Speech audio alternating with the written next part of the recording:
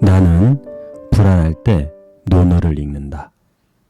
이 책의 저자 판동은 자신을 키운 건 논어라고 말할 정도로 논어를 통해 많은 통찰을 얻었다고 합니다.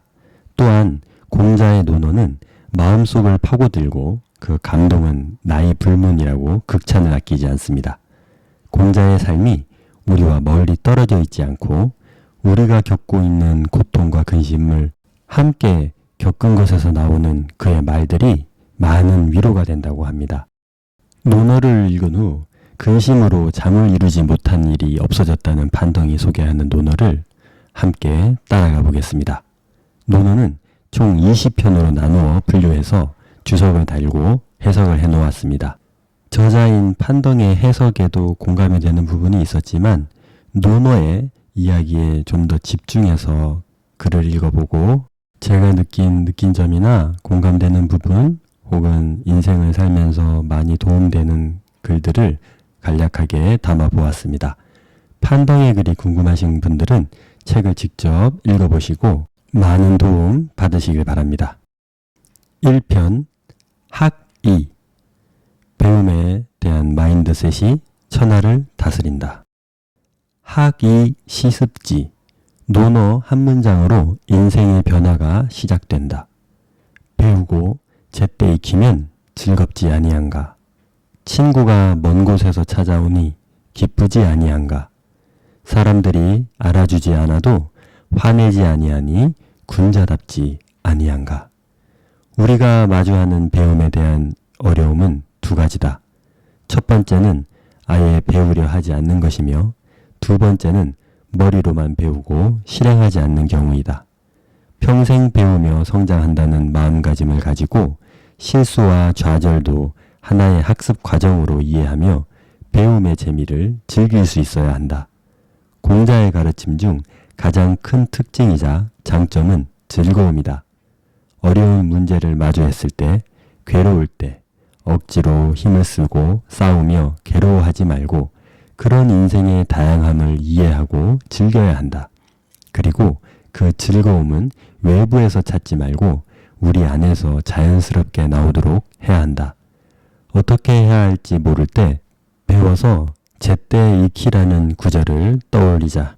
그리고 다른 사람이 나를 이해해 주지 않을 때 화내지 아니하니 군자답지 아니한가라는 문장은 암송하고 인생에서 깊이 새겨 살아가면 좋을 것 같다. 인간은 생각하는 존재이기에 배움이 즐겁지 않을 수 없습니다.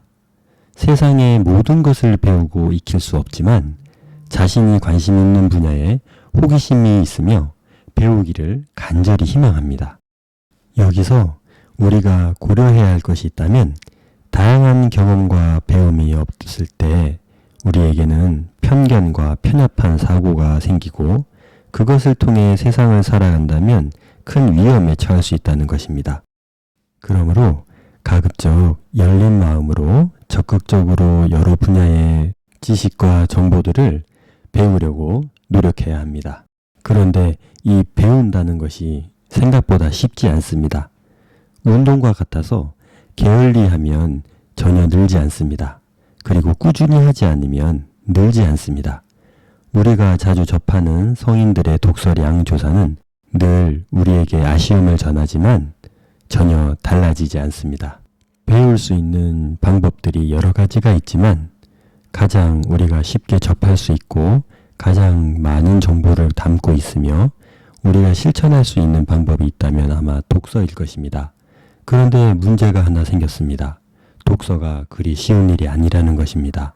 독서는 구호와 결심만으로 되지 않습니다. 내가 문자를 읽어도 집중할 수 있는 지구력을 가지고 있어야 하며 이것이 밑바탕이 될 수 있도록 끊임없는 노력이 축적되어야 가능합니다. 그래서 배경 지식이 많아지고 독서가 조금은 쉬워지고 즐거워질 수 있는 단계까지 인내심이 필요합니다. 여기에 도서관을 꾸준히 성실하게 다니는 것도 쉬운 일이 아니며 도서를 구입한다고 해도 그 비용이 부담됩니다. 하지만 우리의 건강을 위해서 힘겹게 운동을 해내는 것처럼 우리의 마음과 지식을 위해서 독서를 하기 위한 노력은 꼭 필요해 보입니다. 관심 있는 분야의 책부터 읽으시면서 독서 근육을 차츰 강화해 나가셔서 점차 확장해 나가신다면 배움의 즐거움과 함께 현명한 인생을 사는데 많은 도움을 받을 수 있을 것입니다. 그리하여 노노의 말처럼 배우고 제때 익히는 것이 즐거운 순간이 오게 되길 바라고 군자답게 이 세상을 현명하게 살아가는 여러분들이 되기를 응원하겠습니다. 작은 습관의 경이로운 위력, 군자 무본. 군자가 근본에 힘을 쓰는 것은 근본이 세워져야 도가 생기기 때문이며 효도하고 공경할 줄 안다는 것은 바로 어짐의 근본이다. 유자의 말. 여기서 말하는 근본은 효도와 공경을 바탕으로 한 가정이다. 즉, 가정이 바로 서야 비로소 도가 생길 수 있다는 것이다. 근본이 세워져야 도가 생긴다는 구절을 제대로 이해하려면 큰 나무를 떠올려야 한다. 모든 나무는 먼저 뿌리가 튼튼해야 한다는 뜻이다. 사람의 뿌리는 효와 공경이 근본이며 가정이 사랑과 애정으로 우애 있게 지켜져야 모든 일이 잘 될 수 있다. 가화만사성이라는 말도 있듯 가정이 화목해야 모든 일을 잘해 나갈 수 있는 것이다. 그리고 한 사람의 태도의 가장 근간이 되는 것은 습관이다. 우리 행동의 결과는 작은 습관이 쌓여서 이루어지기 때문이다. 그러므로 생각을 조심해라. 말이 된다. 말을 조심하라. 행동이 된다. 행동을 조심하라.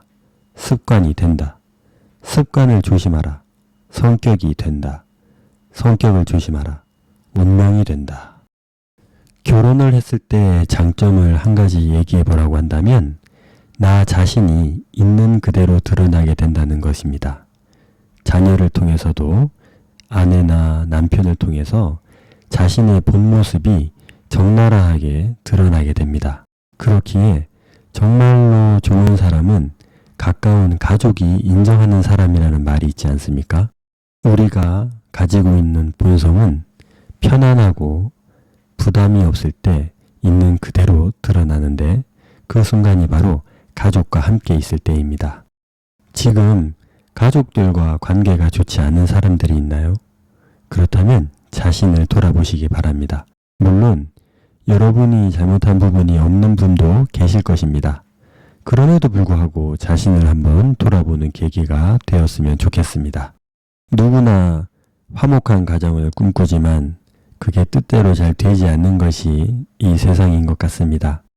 그렇다 하더라도 서로 공경하고 효도하고 형제가 우애 있게 지내는 가정을 위해서 노력한다면 이 사회는 더욱더 밝고 좋은 사회가 될 것이며 여러분 자신도 더욱 행복한 삶을 살게 될 것입니다. 혹시 결혼을 해서 자녀를 둔 부모님들이 계신가요? 그렇다면 더욱더 큰 책임감을 가지고 노력하시면 좋을 것 같습니다. 세상에 태어나는 모든 아이들은 백지 상태로 태어납니다. 물론 가지고 있는 성격이나 성품들이 약간씩은 있지만 어떤 환경에서 성장하냐에 따라서 완전히 다른 사람이 됩니다. 즉, 누가 키우냐에 따라서 완전히 달라진다는 것입니다. 그것은 부모가 어떤 사람이냐에 대한 물음을 던지는 것입니다. 항상 좋은 생각을 할 수 있는 사람이 되도록 노력하여 말과 행동을 변화시키고 좋은 말과 행동이 습관이 되어 좋은 부모가 될 수 있도록 노력해 주시면 감사하겠습니다. 그러면 자연스럽게 자녀와의 관계는 사랑으로 가득하게 될 것이며 가정은 화목해지지 않을 수 없습니다. 세상에서 가장 위대한 사람은 세상을 변화시키는 사람이 아니라 바로 자기 자신을 선한 방향으로 변화시킬 수 있는 사람입니다. 힘내시기 바랍니다. 마음을 울리는 세 가지 물음. 5일 삼성 오신. 나는 매일 세 가지로 자신을 반성한다. 다른 사람을 위해 일을 도모하면서 충실하지 않았는가? 친구와 사귀면서 믿음이 있지 않았는가? 전수한 것을 익히지 않았는가? 증자의 말. 공자는 아내처럼 총명하지 못했고 자공처럼 말도 잘하지 못했던, 그러나 항상 정직했던 증자를 높이 평가했다고 한다. 비판적 사고 중에 가장 높은 수준은 자기 반성이다. 자신을 제대로 돌아보기 위해서는 반드시 스스로에게 정직해야 한다. 그 어떤 합리화나 관대함도 용납해서는 안 된다. 이것이 선행된 후에 증자의 자기 반성 질문을 스스로에게 던져야 한다. 증자의 세 가지 반성을 마음의 세 가지 물음이라고 말하고 싶다. 하루를 마치고 잠들기 전에 무엇을 하시나요? 매일 조금씩 다르겠지만 우리는 거의 비슷한 루틴대로 생활합니다. 여러분의 일상에 한 가지만 추가해 보시면 어떨까요? 오늘 어떻게 보냈니?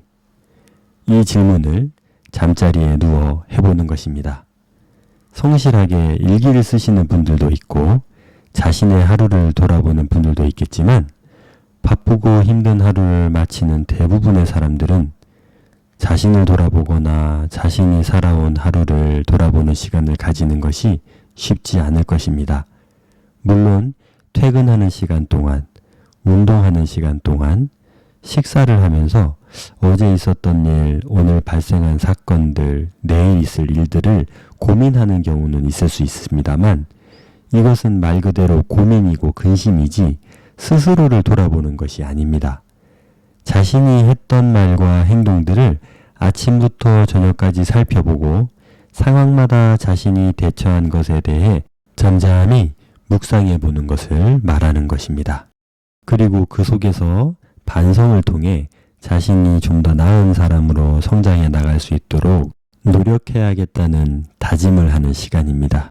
그래서 증자의 말처럼 타인과의 관계에 집중하고 타인을 위해서 무엇을 노력하며 사는지를 돌아본다면 정말로 아름다운 세상이 될 것입니다. 우리 모두가 자신 주위에 있는 사람들에게 믿음을 다하고 우리가 수시로 만나는 사람들에게 친절한 마음을 베푼다면 얼마나 세상이 행복해질까요? 진중함과 위엄이 가진 위력, 부증즉 부의. 군자가 진중하지 않으면 위엄이 없으니 학문도 견고할 수 없다. 충성과 믿음을 중시하며 자신보다 못한 사람은 사귀지 말고 잘못이 있으면 고치기를 꺼리지 말아야 한다. 저자는 이 문장이 논어에서 가장 유명한 문장이자 가장 해석하기 힘든 문장이라고 소개하고 있다.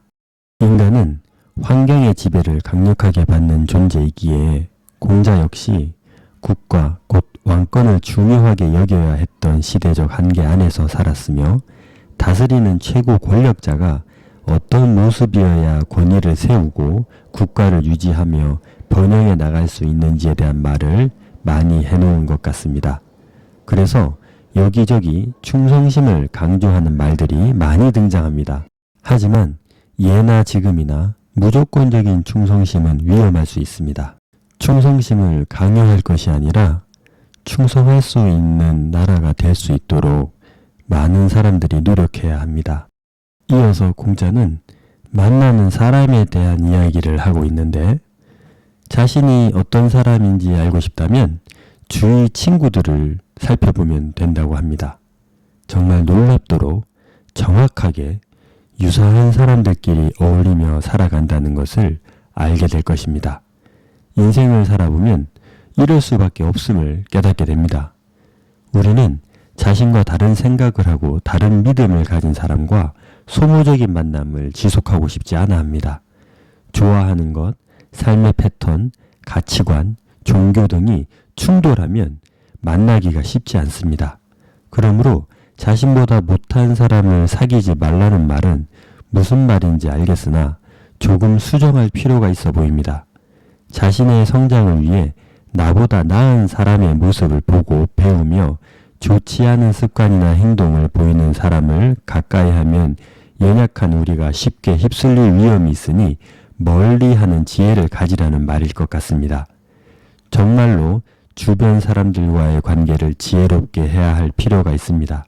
앞에서도 언급했듯이 우리는 연약하기 때문에 어떤 사람을 만나고 어떤 환경에서 성장하냐에 따라서 전혀 다른 사람이 됩니다.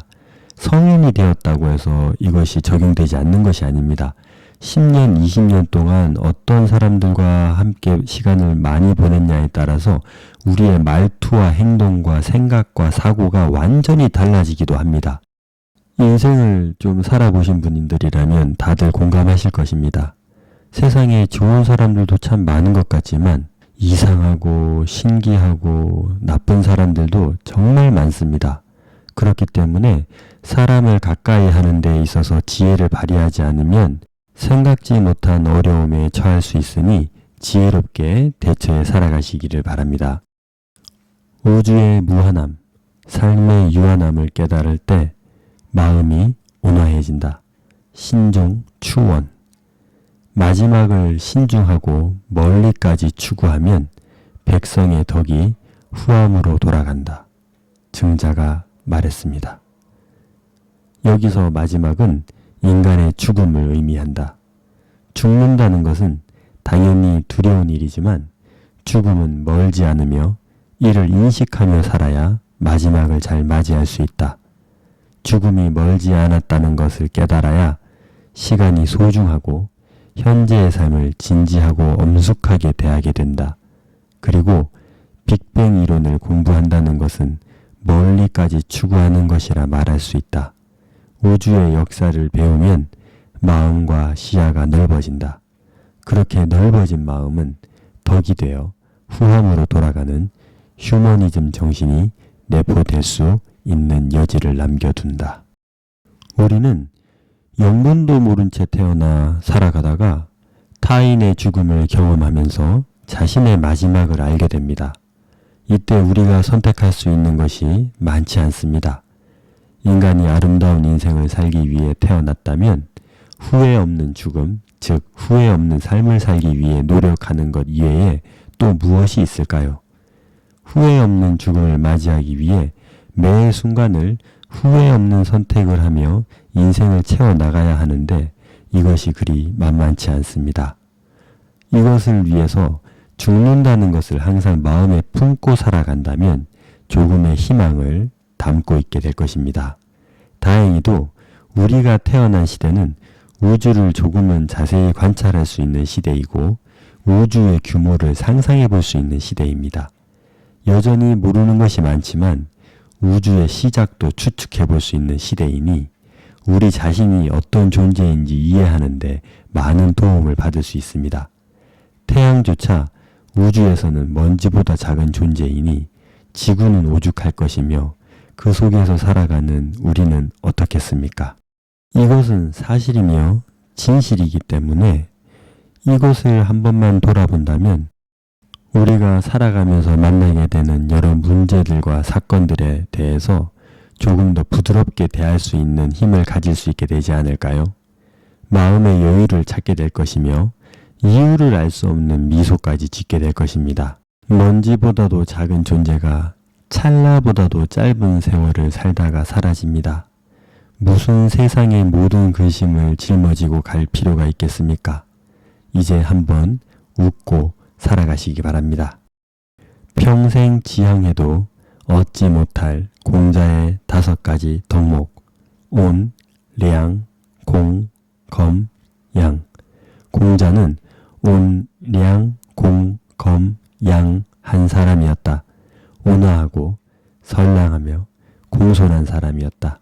그리고 검소하고 겸양하였다. 여기서 겸양은 겸손하게 양보하고 사양한다는 의미이다.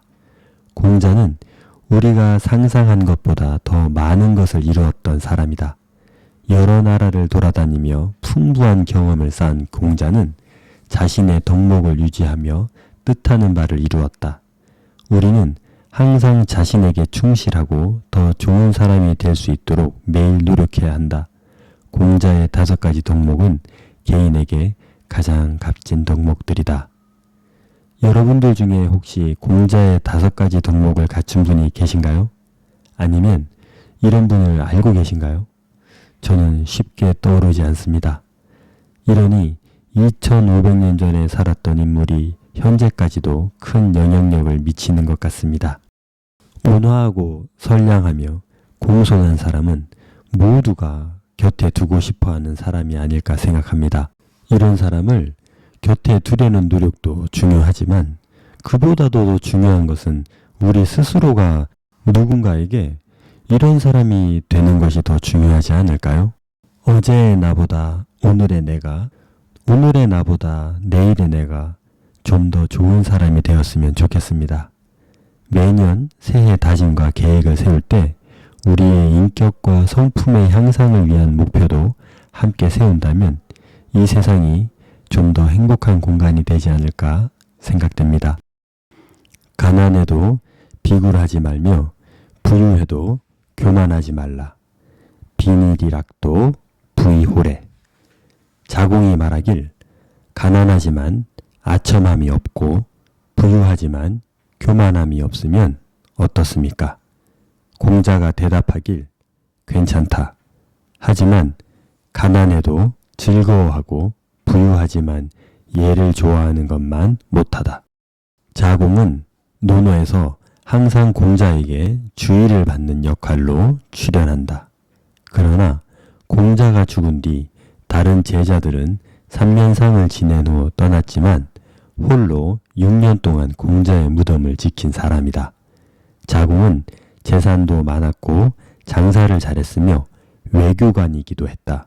그런 그가 널리 공자의 가르침을 알리기 위해 많은 노력을 기울였다. 자공의 괜찮은 의견에 공자는 한 단계 더 나아가길 바라는 대답을 했다. 가난할 때 아첨하지 않는 태도도 중요하지만 마음이 즐거울 수 있다면 최고의 경지에 오른 것이다. 부유하지만 교만하지 않기 위해 노력하는 태도보다 어떤 상대에게도 예를 갖추는 것이 한 단계 높은 수준의 삶의 태도임을 공자는 자공에게 가르친 것이다. 여러분은 어떠신가요? 부유하신가요? 인생을 좀 살아보니 가난 속에서도 즐거울 수 있다는 것이 얼마나 어려운 것인지 알게 되었습니다. 공자의 말처럼 가난조차 즐길 수 있는 마음을 가지고 무소유의 삶을 살아갈 수만 있다면 얼마나 좋을까요? 그러나 자본주의 사회에서 가난하다는 것은 생명과도 직결된 문제입니다. 돈이 없으면 건강과 생명을 지킬 수 없으며 가족도 지킬 수 없습니다. 굶주림에 시달려야 하고 최소한의 자존심도 존엄성도 지킬 수 없는 삶을 살아가야 할지도 모릅니다. 그리고 가난은 힘들고 어려운 일을 해야 하는 환경으로 내몰려 더욱더 위험한 일을 하게 되고 그럴수록 우리는 생명의 위협을 받게 됩니다. 가난하면 우리 자신의 행복을 위해서 여행, 쇼핑, 여가생활 등을 하지 못하며 많은 시간 동안 노동해야 합니다.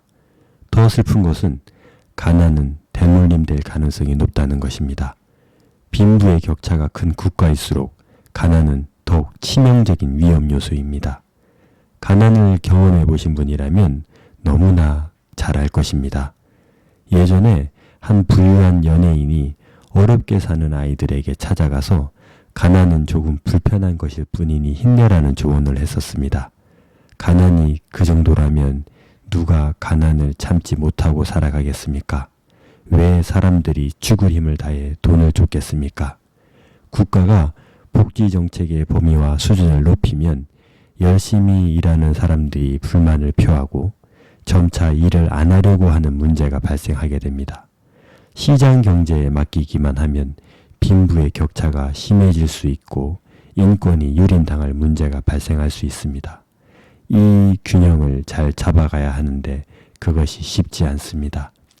열심히 살아가도 가난에서 벗어나지 못하는 이들이 많으며 많은 이들이 소리 없이 오늘도 하루를 견디며 살아가고 있습니다.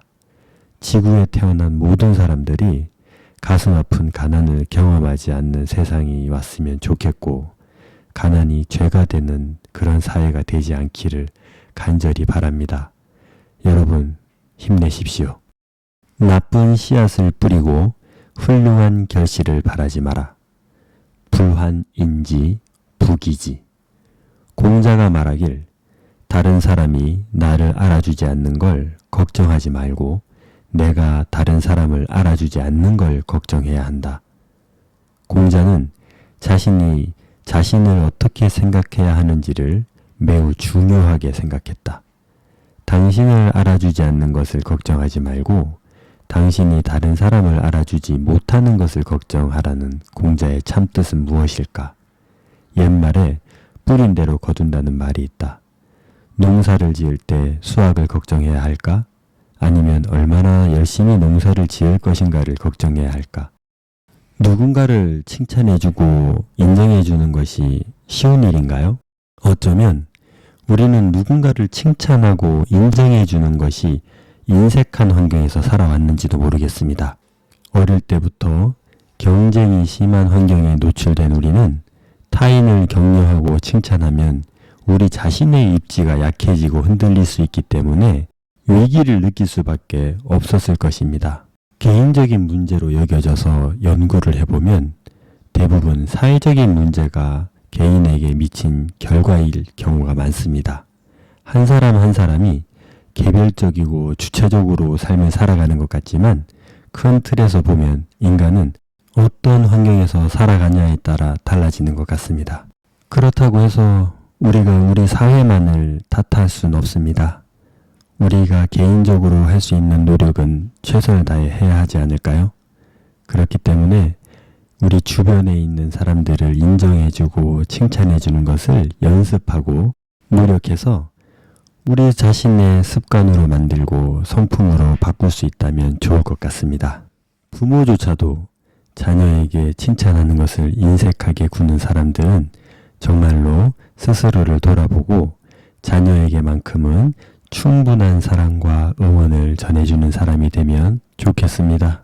농사처럼 뿌리고 노력한 만큼 결실을 얻는 것이 우리의 인생입니다.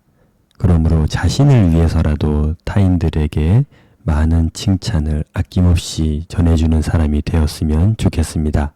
이것을 머리로 인식하기만 하지 말고 실천할 수 있는 작은 노력들을 오늘부터 시작해 보시면 어떨까요?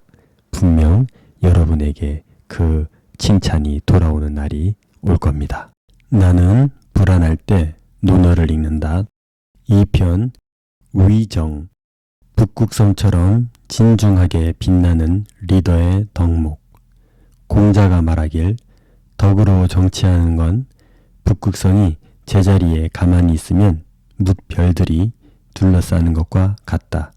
정치를 밤하늘을 수놓은 별들의 모습에 빗대어 표현한 공자의 말을 살펴보기 전에 노자의 말을 보자.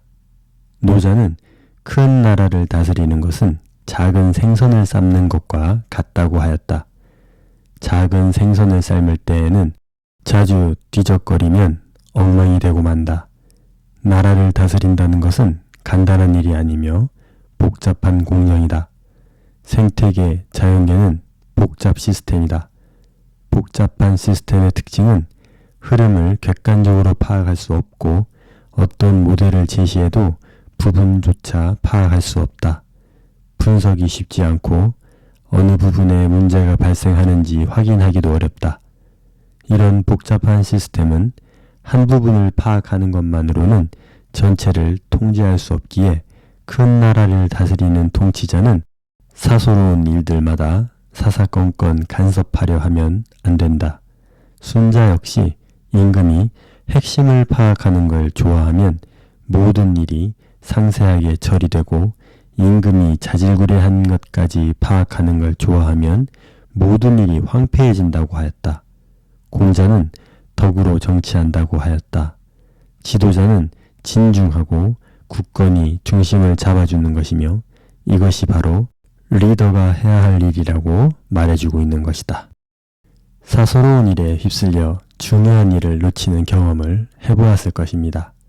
그리고 일상의 사소한 일들을 하나하나 신경 쓰며 하루를 보내고 한 달을 보내며 살아가기에 자신의 인생을 전체적으로 바라보는 시야를 잃어버린 채 살아가고 있는지도 모릅니다. 그래서 문득 나의 삶을 돌아보면 목표도 없고 목적도 없이 그저 하루하루 본능적 필요에 충실한 채 육신의 필요를 채워가며 살아가고 있다고 느낄 때가 있습니다. 그렇게 젊은 청춘을 보내고 인생의 중요한 시기를 보낸 후 허무함에 빠지곤 합니다. 그래서 논어에서 이야기하는 리더의 덕목은 비단 지도자들만의 국한된 이야기가 아닌 것 같습니다. 가정의 중심을 잡아야 하는 우리의 이야기이며 개인의 삶의 중심을 잡아야 하는 우리 자신의 이야기입니다. 인생의 목표와 목적을 세워보셨나요? 어떤 삶의 가치를 두고 살아가는지 결정하셨나요? 그 중심점을 여러분 자신의 가슴에 굳건하게 세워놓으시고 소중한 하루하루를 최선을 다해 살아가시기를 바랍니다. 강요하지 않아도 규칙을 지키게 만드는 리더의 품격. 공자가 말하길 정책으로서 인도하고 형벌로서 가지런히 한다면 백성들은 피하려고만 할 뿐 부끄러움이 없게 된다.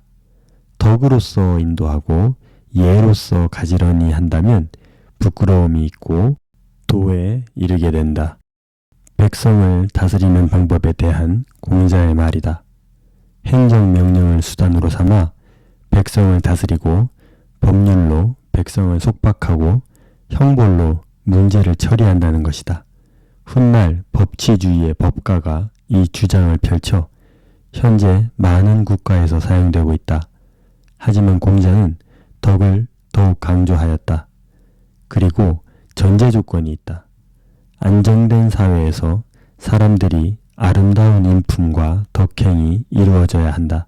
즉, 국가는 백성을 다스리기 위해 나라를 혼란과 위험에 빠뜨리지 않는 것이 우선인 것이다. 이 조건 위에 통치자는 덕으로 백성을 인도하고 예를 갖춘 법률을 제시한다면 가장 이상적인 나라가 될 것이다. 인간 사회가 앞으로 어떻게 변할지 정확하게 예측할 수는 없지만 당분간은 소수의 지도자가 국민 혹은 인류를 대신해 중요한 결정들을 하게 되는 시스템이 이어질 것 같습니다.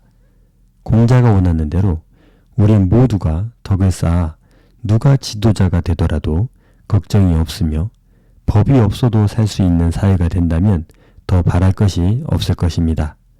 하지만 인류의 공동체의 규모가 커진 후 수천 년이 지났지만 이것은 상상 속에서만 가능하다는 것을 우리는 알게 되었습니다. 뿐만 아니라 지도자가 될 사람들을 잘 교육시켜 태평성대를 꿈꿨지만 매번 실패를 경험하기 일쑤였습니다. 그리고 현대에 이르러 훌륭한 지도자를 국민이 선택해보지만 저마다의 이익과 생각과 가치관이 달라 예상치 못한 지도자가 선출되기도 하고 선출된 지도자가 예상치 못한 통치를 하기도 합니다. 여기서 공자가 놓친 부분이 있는 것 같습니다. 인간에 대한 이해입니다. 인간은 그 누구도 완벽할 수 없다는 것입니다. 한 개인이 완벽할 수 없기 때문입니다. 현재 우리가 누리고 있는 자유는 결코 한 명의 위대한 지도자가 만들어준 것이 아닙니다. 수많은 사람들의 노력과 희생이 있었고 우리가 관심을 가지지 않으면 언제든 무너질 수도 있습니다. 이것을 마음속 깊이 간직해야 합니다. 그러므로 한 사람의 위대한 지도자를 기다리고 꿈꾸는 어리석은 생각보다는 우리 모두가 항상 깨어 노력해야 합니다. 그래야만 우리가 살아가는 사회가 바람직한 방향으로 향할 것이며 행복한 사회를 유지할 수 있게 될 것입니다. 효란, 자고로 예법을 어기지 않으며 공경하는 마음을 담아 부모를 대하는 것이다. 맹의자가 효에 대해 물으니 공자가 말했다. 살아계실 때는 예로서 섬기고 돌아가시면 예로서 장사를 지내고 예로서 제사를 지내는 것이다. 자유가 효에 대해 물으니 공자가 말했다. 오늘날 효도를 부모를 부양하는 거라 말한다. 하지만 공경하지 않는다면 그 부양하는 것이 동물을 기르는 것과 무슨 차이가 있겠느냐? 부모에게 효도한다는 것은 살아계실 때 예로서 섬기고 돌아가시면 예로서 장사하고 제사를 지내는 것이다. 부모에게 예를 다하라는 것이다. 공자의 예는 사치하는 것보다 검소한 것이며 형식적인 것보다 마음이 중요한 것이었다. 그러므로 부모에게 예를 다한다는 것은 사회와 문화적인 형식이나 보이는 거칠애가 아니라 마음인 것이다. 부모에게 마음을 다하라는 뜻으로 해석해도 좋겠다. 그래서 효는 자녀가 마음을 다해 모시고 부모의 마음을 헤아리는 것이다. 또한 어떤 행동이나 말이 부모를 위한 것인지 아니면 스스로를 위한 것인지를 구분해서 부모를 위한 일이면 공경심을 가지고 행해야 한다. 늘 상냥한 표정으로 부모를 대하는 것이 효의 출발점이므로 이를 명심하도록 하자. 여러분은 부모와의 관계가 어떠신가요? 조금은 의아한 질문이라고 생각될 수도 있을 것 같습니다.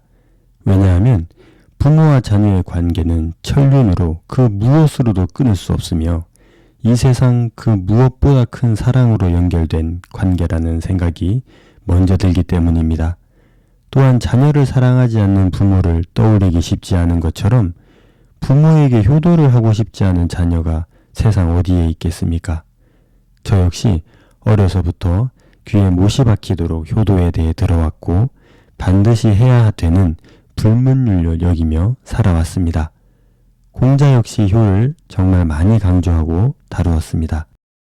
하지만 제가 부모가 되는 세월을 살아보니 부모와의 관계에 대해 깊이 생각하게 되었고 무조건적인 효에 대해 다시 한번 돌아보게 되었습니다. 우리는 나이를 먹으면서 장례식장을 자주 가게 됩니다. 주변 지인들의 부모님들이 돌아가실 나이가 찾아오기 때문입니다. 장례식장을 가보니 부모와의 관계가 어떠했는지 조금은 짐작할 수 있었던 것 같습니다. 그리고 효라고 하는 자녀의 숙명적 과제 그 너머에 무언가가 있는 것을 느꼈습니다. 장례식장에서 마주한 부모를 잃은 자녀의 모습과 태도는 정말 각양각색이었습니다.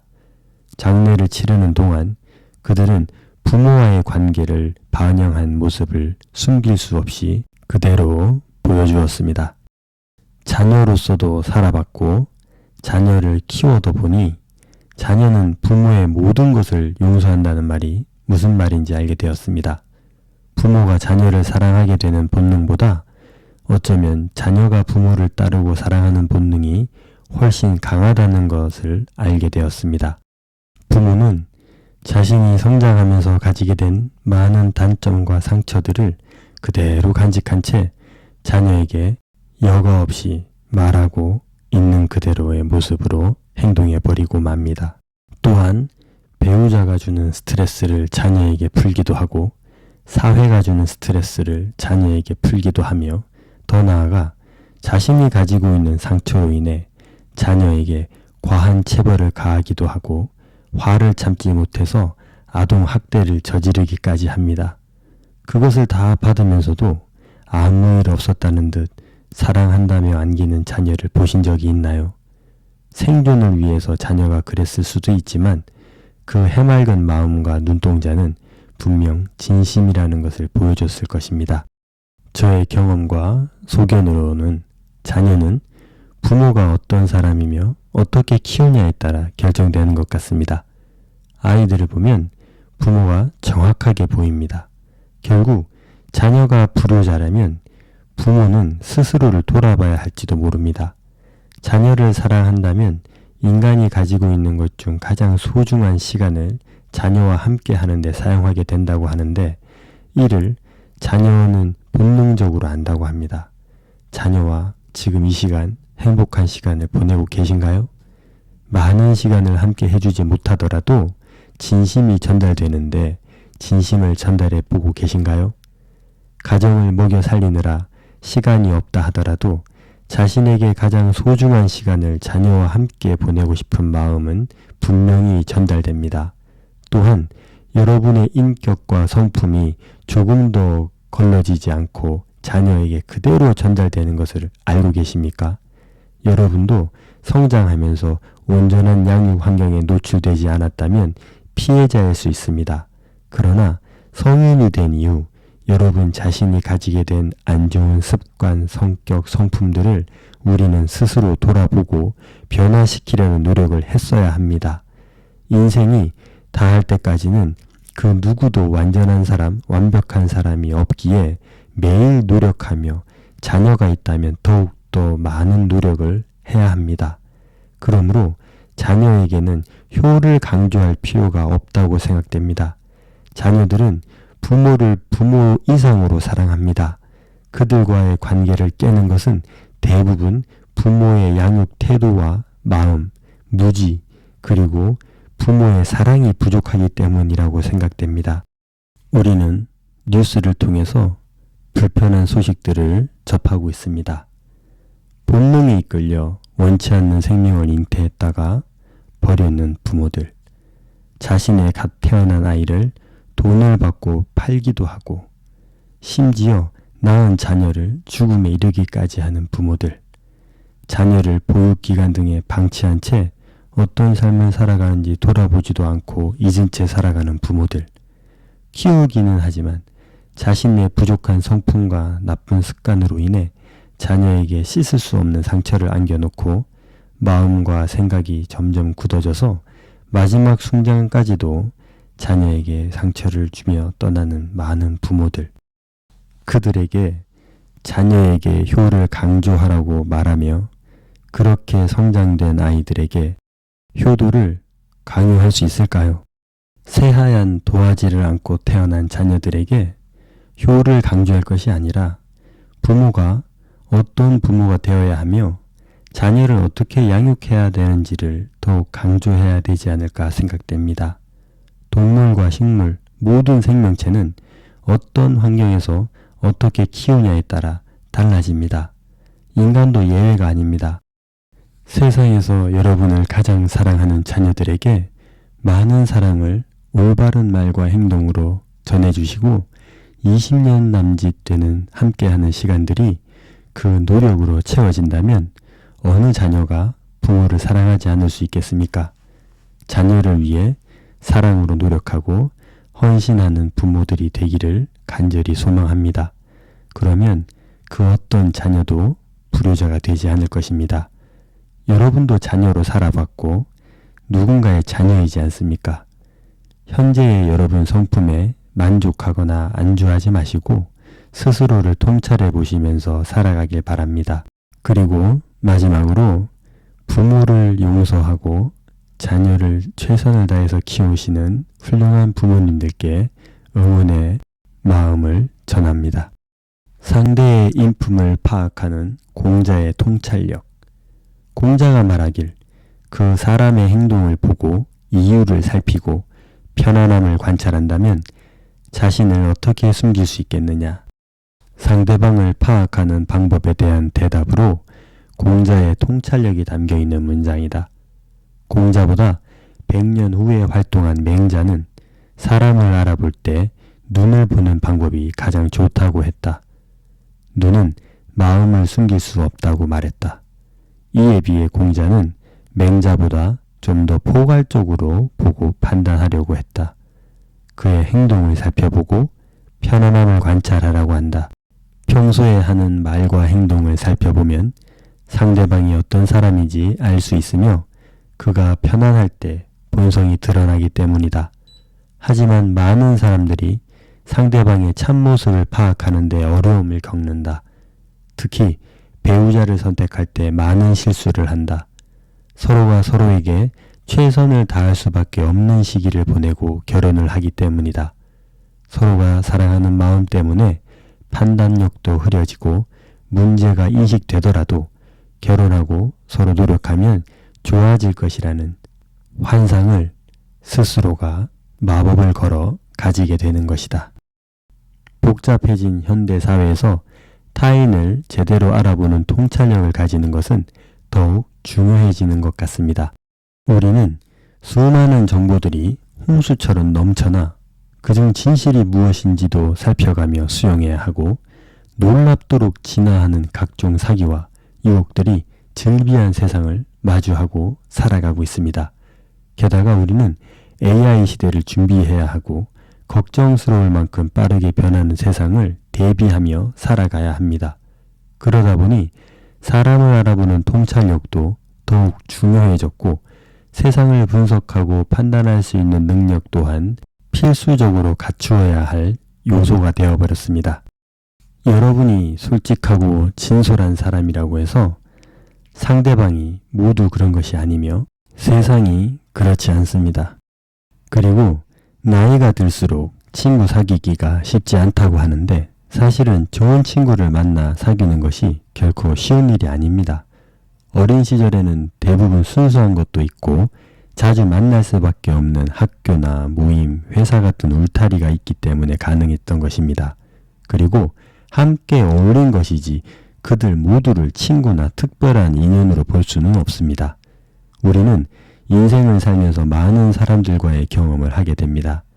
처음에는 어떻게 이런 사람이 있나 싶을 만큼 좋은 사람으로 보였다가 최악의 모습을 경험하기도 하고 1년, 5년, 10년을 만나보니 전혀 다른 사람의 모습을 보이기도 합니다. 그러다 보니 자연스럽게 사람을 만나는데 좀 더 신중해야 함을 깨닫게 되는 것입니다. 앞으로 다양한 사람들을 만날 기회가 많으신 분들이나 결혼을 아직 안 하신 분들이 계신가요? 저자는 논어 중에서 사람을 알아보는 지혜의 글을 다룰 때 결혼이라는 문제를 주목했다는 점을 우리는 유의 깊게 봐야 할 것입니다. 그만큼 결혼은 한 사람의 인생과 한 가정의 인생이 좌우될 만큼 중요합니다.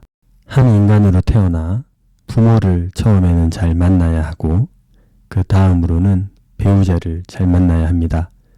결혼을 해서 가정을 이룰 배우자의 선택은 모든 지혜를 총동원해서 인생 최대의 결정을 해야 합니다. 그만큼 중요합니다. 결혼은 당사자 둘만의 문제가 아니기 때문입니다. 가족과 가족이 만나는 것이며 새롭게 태어날 자녀가 어떠한 인생을 살아가게 될지를 결정하게 되기 때문입니다. 정말 다시는 되돌릴 수 없으며 잘못한 결혼은 엄청난 아픔과 고통을 주기 때문에 부디 최선을 다해서 좋은 결혼을 하기를 바라며 지금 결혼하신 분들이라면 좋은 가정을 이루기 위해 노력해 보시면 좋을 것 같습니다. 우리 모두는 누군가의 스승이 된다. 공자가 말하길 옛 것을 익혀 새로운 것을 알면 스승이 될 수 있다. 스승이 되고자 한다면 옛 것을 익혀서 새로운 것을 알아야 한다. 공자가 많은 사람에게 스승으로서 더 전파되기를 바란다. 공자는 자신의 제자가 3,000명에 육박하자 한계를 느꼈다. 그때 누군가가 공자에게 자신은 훌륭한 스승이 되기에는 적합하지 않다고 하자 공자가 바로 이 말을 해주었다. 옛 것을 익혀 새로운 깨달음을 얻으면 누구나 스승이 될 수 있다는 것이다. 일상생활에서 사소한 것을 깨닫고 일깨워주는 사람도 얼마든지 스승인 것이다.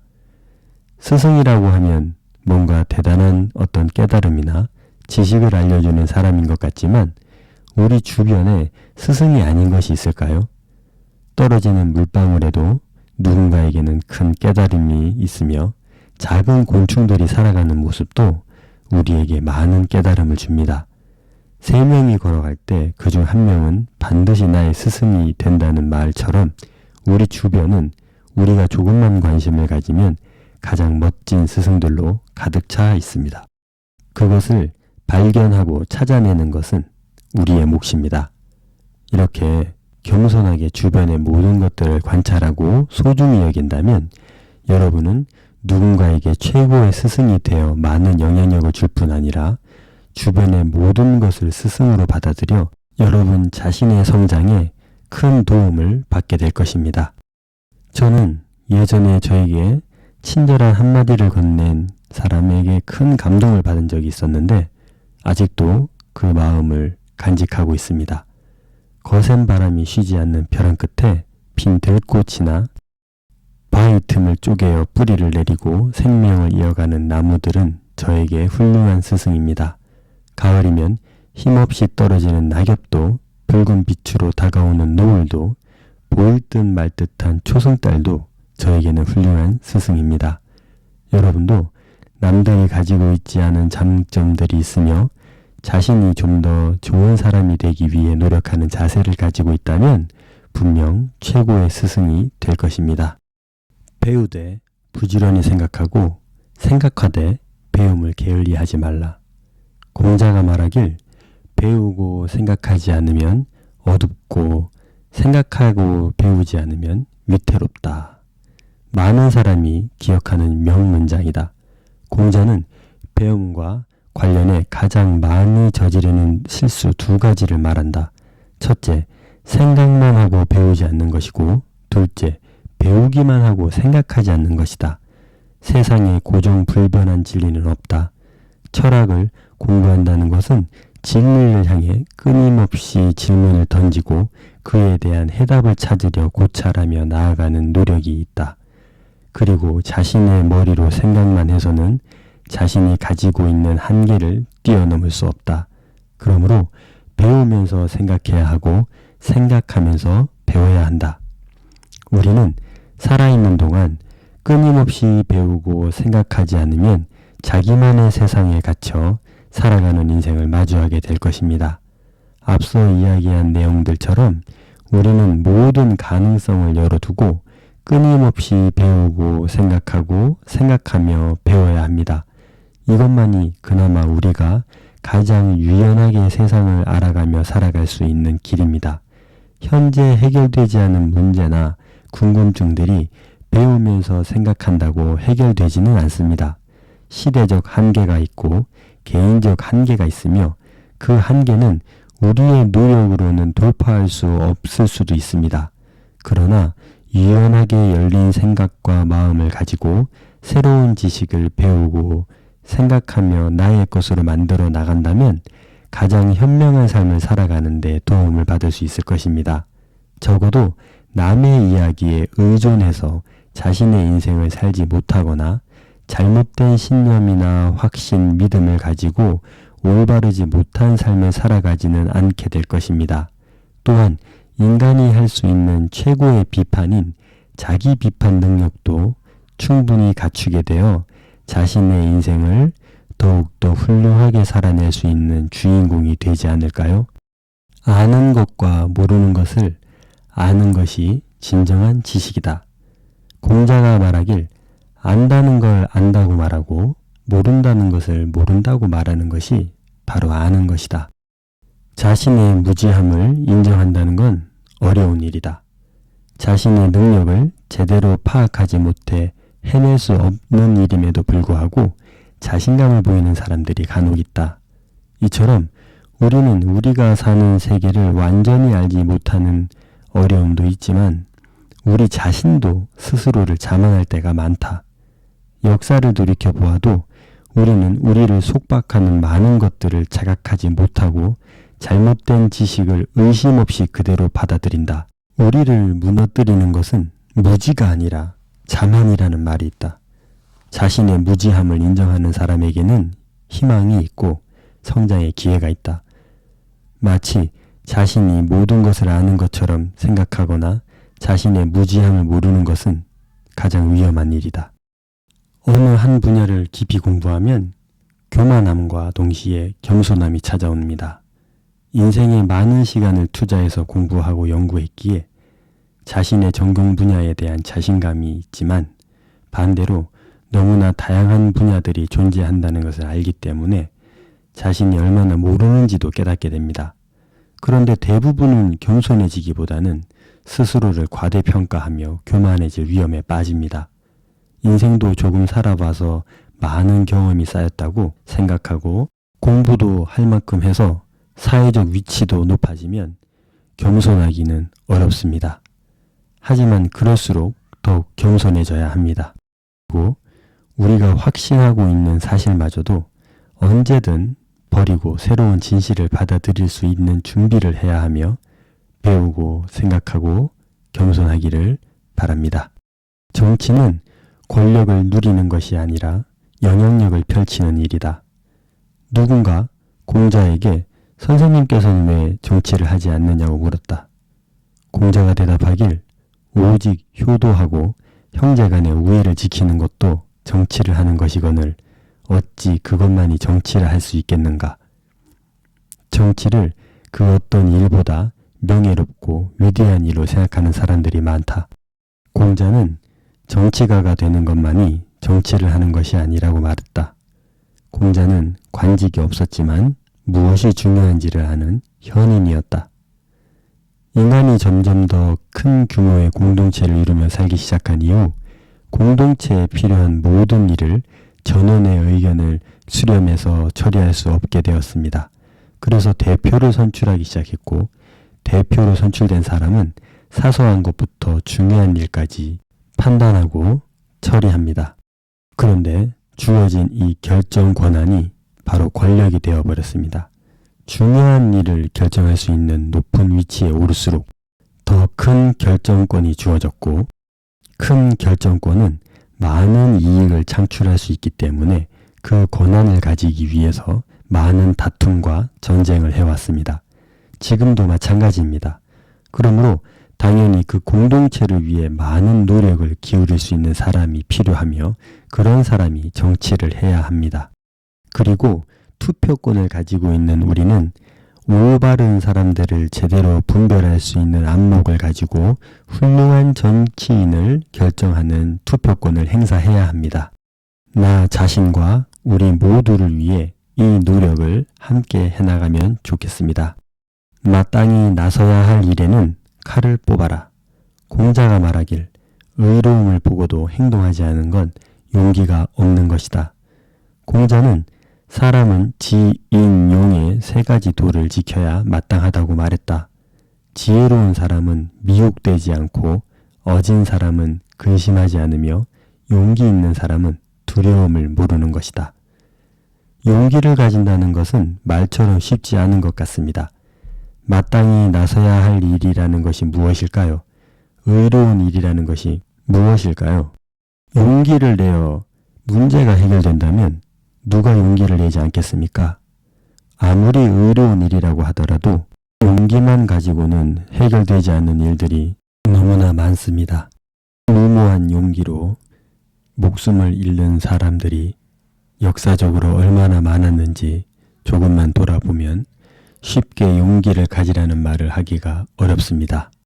그런데 인간은 참으로 신비로운 존재입니다. 모두가 외면하고 피할 때 자신의 목숨을 걸고 나서는 이들이 있었습니다. 공자의 이 말을 좌우명으로 가슴에 품고 사는 사람이거나 여러 종교적 믿음과 신념을 목숨보다 귀하게 여기기 때문이기도 하겠지만 어쨌든 자신이 위험에 처해질 수도 있는 상황에서 가족을 위해서든 자신의 자존심을 위해서든 자신의 신념을 위해서 용기를 내는 사람들이 있었습니다. 역사는 그들의 용기로 인해 조금씩 변해왔고 급격하게 변하기도 했습니다. 저를 부끄럽게 하는 사례들이야 너무나 많지만 한 두 가지 정도만 예를 들어 보겠습니다. 통치자들이 불합리하게 국가를 운영할 때 용기를 낸 사람들이었습니다. 국가는 즉시 자신들을 위협하는 사람들에게 공권력을 사용해서 무참히 학살하고 공포스럽게 대했지만 용기 있는 그들은 기꺼이 목숨을 걸고 저항했습니다. 그들의 희생이 때로는 허무하게 끝나고 말기도 했지만 때로는 우리에게 자유와 행복을 가져다주는 결과를 안겨주었습니다. 우리는 그들에게 큰 빚을 지고 이 행복을 누리고 있는 것입니다. 또 한 가지 소리 없이 이 사회를 위해 일하는 사람들이 있습니다. 사회의 약자들, 도움이 필요한 사람들이 여전히 우리 주변에 많이 있는데 그들의 형편과 그들의 신음소리에 귀를 기울이고 관심을 가져서 자신의 이익과 안락함을 내려놓고 헌신하는 사람들이 곳곳에서 소리 없이 살아가고 있습니다. 국가가 책임져야 할 일을 개인이 자신의 삶을 희생해서라도 도와주는 그런 사람들, 우리 곁에 그들이 있음을 절대로 잊지 않고 살아가야 할 것 같습니다.